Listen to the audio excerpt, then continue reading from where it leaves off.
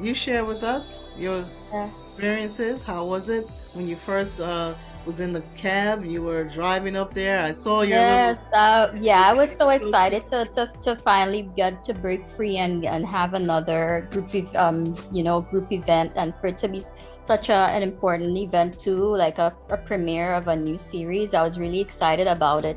I mean, I mean, give me more Star Trek. I'm always, Yes. ready and willing. And so, yeah, I mean, it was great because that was the first time I got to see some of our members. I mean, when Okay. when it COVID shut everything down, Hmm. we had to be virtual and away from each other's for 2 years. So there were some people I hadn't seen in that whole time. So that was us coming together finally and coming out, and I was so grateful that it was something big and important. Hmm. And the premiere itself, the series itself, I'm so very excited about it.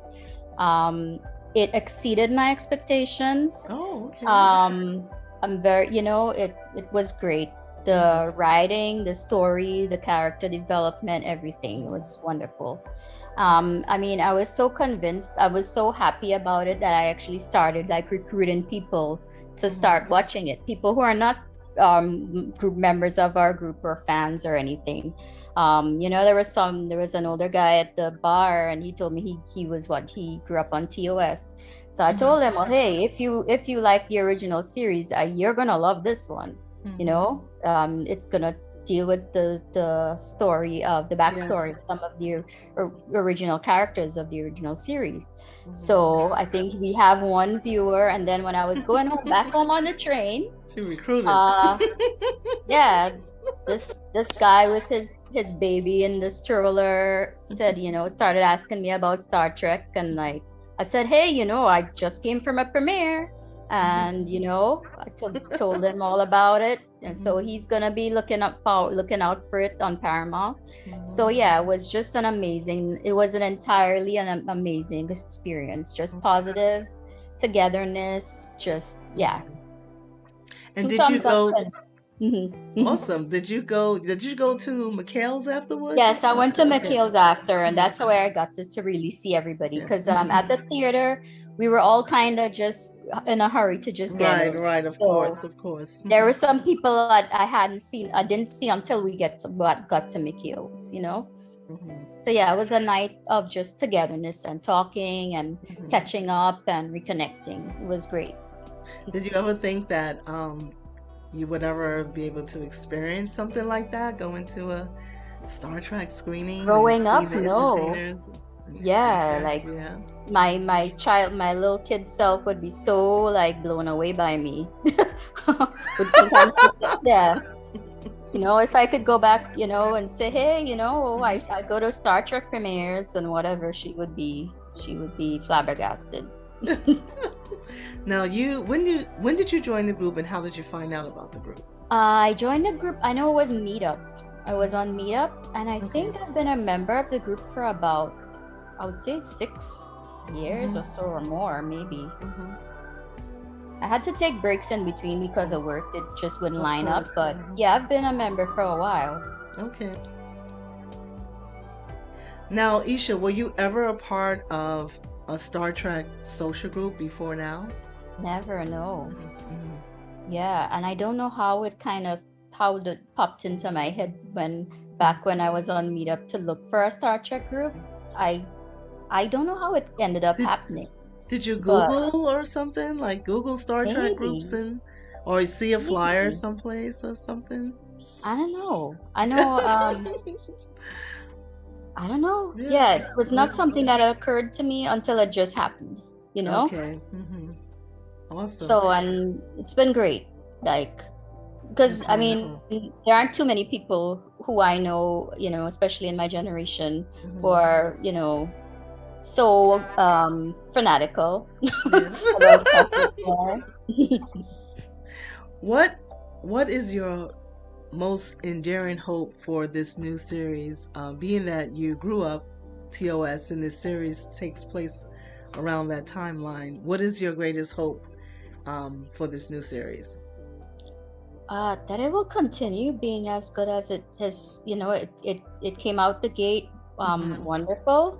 Hmm. I'm not expecting it to be exactly like I like that each of the series are have their own unique spin of everything. Right. I'm not expecting it to just be a copy of the original series, but Hmm. just to, build and develop on, the Star Trek principles. Hmm. Hmm. Keep us entertained, Yes.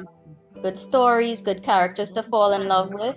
Right. And yeah, So you feel that you will eventually become even more enamored with these characters? I think so. Yes. And do you like the fact that it's standalone stories as opposed to like a continuation of one story, or a serialized Um, versus yeah, standalone? yeah, okay. So when Deep Space Nine came out, I was kind of like, well, when I was a kid, and I was Hmm. accustomed to the standalone stories from the original series and the Next Generation.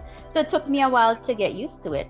Hmm. And but I grew to fall in love with it. That they had some standalones, but there was a continuing story throughout.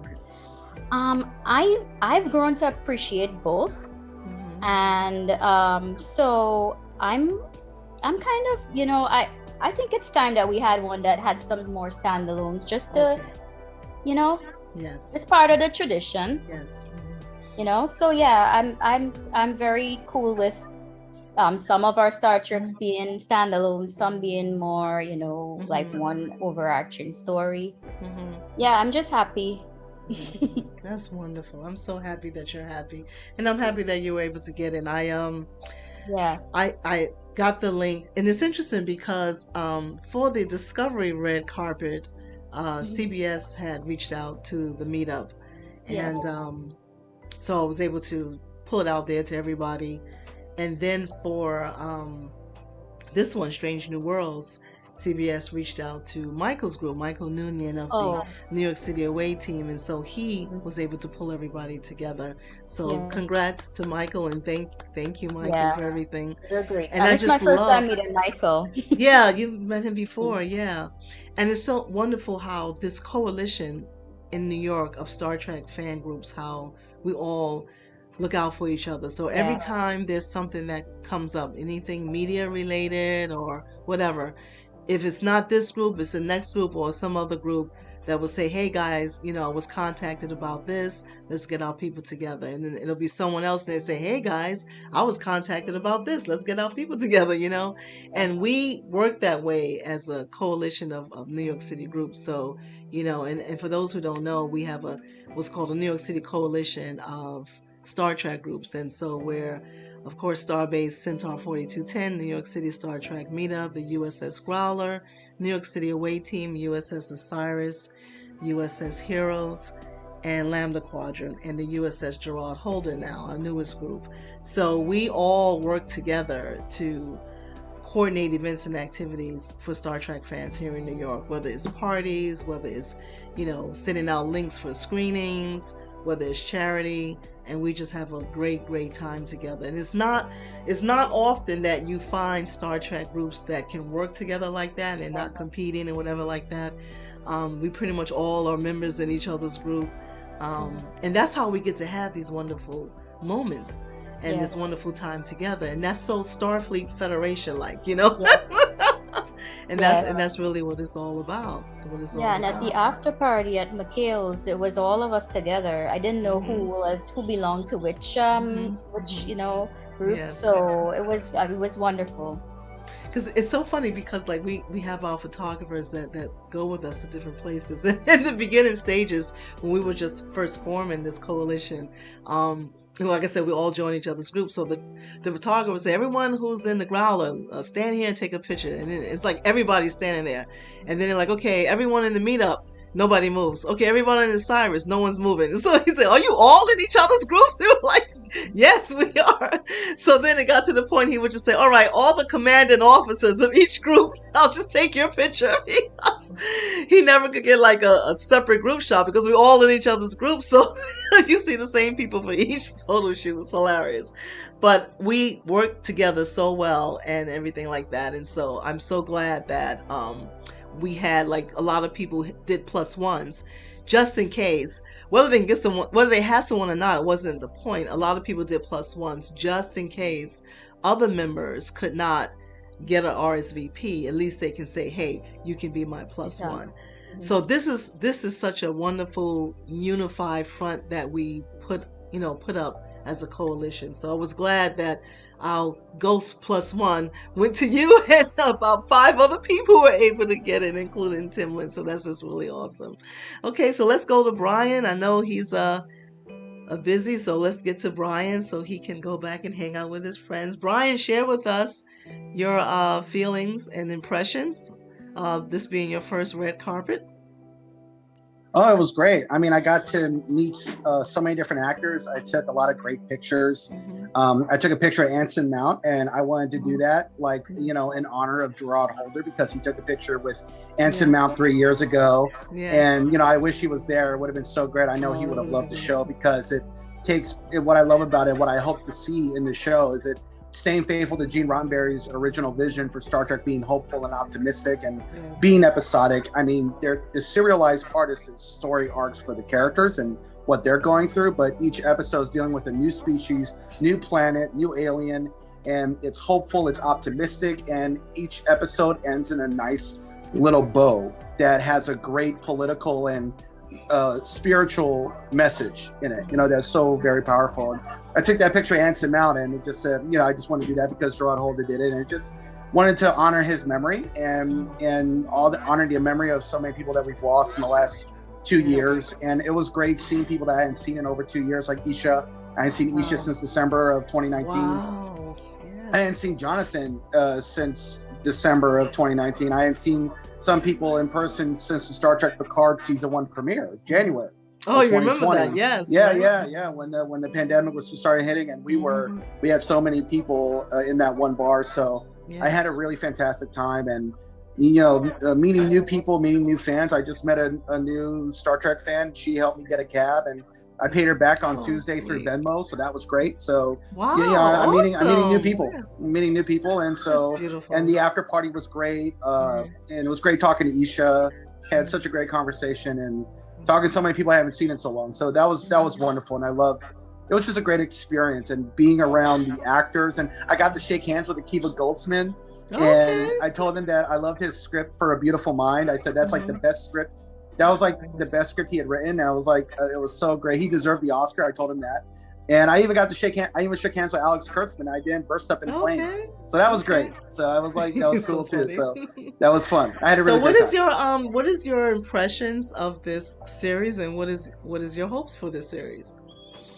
Well, my impressions is that overall, this is the first live action Trek since Voyager and Deep Space Nine to have really good writing so far and really great acting and has that hopefulness, that optimism. Like Deep Space Nine got dark with the war arc, but they had episodes that were Gene Roddenberry episodes and were episodic.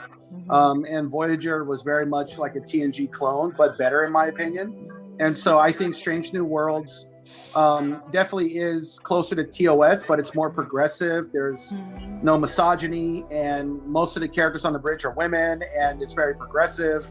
It's political, but it's like a metaphor at the same time, and also a warning to what we're doing right now and how we can prevent it. And it's also, I hope for each episode to be optimistic and to be its own story, and I hope every season will do that. And I hope that it will have its 5-year mission, because that's what Pike says. It's a 5-year mission. So hopefully we'll have 5 seasons. That's what I want. And hopefully, Paramount Plus will keep it going. And so far, so good. I think it's got I know audience scores are not always reliable, but the fans are happy. The audience scores are great. The critics are great. This could be like what the Orville was for Star Trek fans 3 years ago, and what I think the Orville can still be, but it's Star Trek. Like Star Trek is now what it used to be. It's the Star Trek Strange New Worlds is what the Orville is, but it's Star Trek, and I love that. I love that we have a hopeful, episodic Star Trek for older Star Trek fans, but also bring in new fans. And that's great too. Wonderful, thank you. Well, thank you so much, everybody. No problem. You go and enjoy the rest of your evening and hanging You out too. and having fun. And thank you for stopping by. You too. Y'all have a great night. I love all of you, and I hope to see Happy you again in Mother's person. Day. Yeah. All right. Kiss your Yes. mom Happy for Mother's us. Day. Yes. Yes. Definitely. So, basically, from here, we're just gonna see what happens. My hope is that this Star Trek series will, like Brian said, and like a lot of you said, will continue to capture the aura of Star Trek in its principles and what it stands for, and it will be a little bit of each generation. I wouldn't mind like a little bit of a glimpse. Various episodes will kind of remind us of, say, can I get a mute? So I hope that with this series, as we look at it, we see semblances of a little bit of original series, a little bit of Next Gen, a little bit of DS9, Voyager, whatever like that. Just glimpses, things that some of the episodes, their story arcs will kind of like remind us of something that we would see in the other generations. I like when that happens, and they've done that a lot. There's been certain Next Gen episodes that remind you of certain original series episodes, and then I've seen some episodes on DS9 and Voyager, as well as Discovery, that reminds me of episodes from Next Gen and original series. So my hope is great storylines, great story arcs, great backstories, interesting characters. It says strange new worlds, so I want the worlds to be something that's different, unique. Unique governments, unique cultures, unique looking people, put some different colors in there on the people. We have blue people. We have, in Star Trek world, we have our wonderful blue people and Andorians. So put some other colors in there, purple people, whatever, and different type of animals and plants and different cities that look a different way, different type of ships, So there's so much, it's unlimited, okay? Because we're talking about the universe, so it's unlimited. All it takes is you to just really sit quiet and as these writers just work that imagination that they have. So that is my hope, and I know that it's going to be a success, and I look forward to doing more screenings with you guys and more activities. And again, if you have any ideas for things you would like to see the group do, any type of get-togethers, make sure that you let us know, because this is what the group is here for. It's not just about the admins. We always are encouraging the members to share with us what would you like to do. So like we have activities coming up, picnics, attractions around the city. I believe Barracuda Lounge, which is where like a lot of the Lambda Quadrant hang out. They're going to be doing screenings of Strange New Worlds, because sometimes you can watch it at home in your house and it's great, but there's nothing like watching Star Trek with other Star Trek fans. Yeah, the And group screenings are always fun. and we found that out with the Picard screening, because with the Picard screening, when we did the screening, the episode had already came out, and a lot of people watched it. So we wanted to, get together and watch it at, our favorite hangout joint, Stone Creek Lounge, RIP Stone Creek, they're not there anymore. And we were like, okay, whoever. And we did a little Eventbrite, because, the bar wanted us to keep up with the numbers. So we were like, okay, probably maybe 20, 30 of us. And when I saw that Eventbrite kept going from 20 to 40 to 60. I was there. It was Goodness. And I think Lawrence and Brian decided to be the human counter, and they said, "Oh, Darlene, we're up to 114 people." I was like, yeah, remember I did the orders. I did the orders for that event, and it was just like me going to get this tray, like I had to apologize to the manager. I said, I'm sorry. I didn't know. I mean, and the thing about it is that he loved it. He had to call for more help. But, the thing is, and it's so interesting because, we wanted to do something different. So we decorated the place real beautiful. And we also had a French singer, because, Picard's French. So we had a French opera singer, and she had a Renaissance style French dress. And everyone was like, whoa, this is some classy Star Trek get up here, And then we did raffle giveaways, because the actor that plays Odo had passed away. Rene Obendraw, he had passed away, and so we did a raffle drawing to raise money for his favorite charity, which was Doctors Without Borders. So that's was his favorite charity. So we did that at the event, and then after we did that, we had the singer. We gave out French desserts, and then once everybody had their drinks and in front of them and everything, then we watched Picard. I mean, there were people sitting on the floor. It's like we ran out of seats or whatever. And I said to everyone, how many people here saw the episode before you came to the screening? And just about almost, I think everybody raised their hand. There was a few people who didn't see it. They were waiting for the screening. But the majority of people saw it. And I said, why did you come again? You're sitting on the floor. Why did you come again if you already saw it? And they were like, because there's nothing like watching Star Trek with Star Trek fans. So true. It's the most beautiful thing when Star Trek fans get together, and it's the spirit of brotherhood and this just absolute love for this series and for the characters, and everyone's just together and just enjoying the moment. And that's what Star Trek is. I mean, you could have the worst day in the world, but the moment you watch Star Trek and the moment you get together with the fans and you just are just together, your day just brightens up. And that's what it means to all of us. It means hope, togetherness, brotherhood, peace, a brighter future. And that's why we love this series so much. And Mr. Londa, there we go. There we go. Yes. That's so true. That's so true. Okay, everyone. Well, thank you for joining. And I want you guys to have a wonderful rest of your evening and weekend. And happy Mother's Day. Thank you. Happy Mother's Day. Happy Mother's Day. Bye.